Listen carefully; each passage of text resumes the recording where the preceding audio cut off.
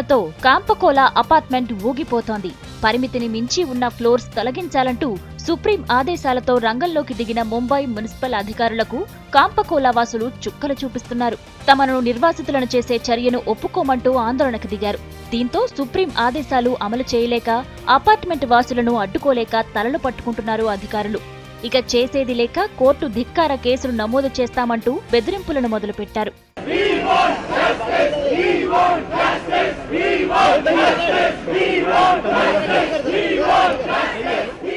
వాస్తవానికి 2013 నవంబర్లోనే ఈ apartment కూల్చివేయాలంటూ supreme court ఆదేశాలు జారీ చేసింది.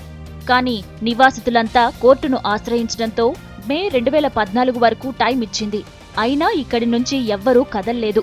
కోర్టు విధించిన గడువు కూడా పూర్తి కావడంతో ఇవాళ ఉదయం 11 గంటలకు భారీ పోలీసు బలగాలతో అపార్ట్మెంట్ కూల్చివేతకు సిద్ధమయ్యారు అధికారులు. 2 జేసీబీలతో ప్రహారీ గోడలు కూడా కూల్చివేయడంతో వివాదం మొదలైంది. ఈ నెల మొదటి వారంలోనే ఫ్లాట్స్ ఖాళీ చేయాలని బీఎంసీ నోటీసులు కూడా ఇచ్చింది. అయినా వారు మాట వినకపోవడంతో అక్రమ కట్టడాలకు నీళ్లు, విద్యుత్ సరఫరా నిలిపివేశారు.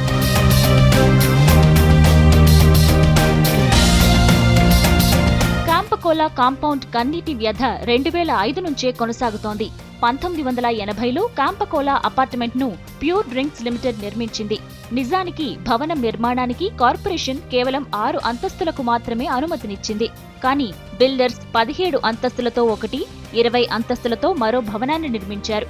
డెవలపర్స్ మోసానికి 1 కాదు 2 కాదు దాదాపుగా 140 కుటుంబాలు రోడ్డున పడబోతున్నాయి.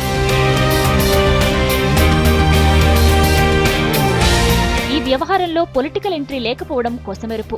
అత్యున్నత న్యాయస్థానం జోక్యంతో నేతలు కూడా తలదూర్చేందుకు వెనుకాడుతున్నారు. కేంద్ర పట్టణాభివృద్ధి శాఖ మంత్రి వెంకయ్యనాయుడు, మహారాష్ట్ర సీఎం పృథ్వీరాజ్ చౌహాన్ కూడా న్యాయపరమైన వ్యవహారాల్లో జోక్యం ఎందుకంటూ ఎదురు ప్రశ్నలు వేస్తున్నారు. రాజకీయ జోక్యం లేకుండా స్వచ్ఛందంగా పోరాటం చేస్తున్న అపార్ట్మెంట్ వాసులు గాంధీగిరి చేస్తామంటున్నారు. కేంద్ర ప్రభుత్వం దిగొచ్చి తమకు న్యాయం చేసే వరకు ఆందోళన విరమించమని అంటున్నారు. ఓవైపు గాంధీయిజం, మరోవైపు లీగలిజం. చివరికి ఎవరు ఎవరిపై పైచేయి సాధిస్తారో చూడాలి.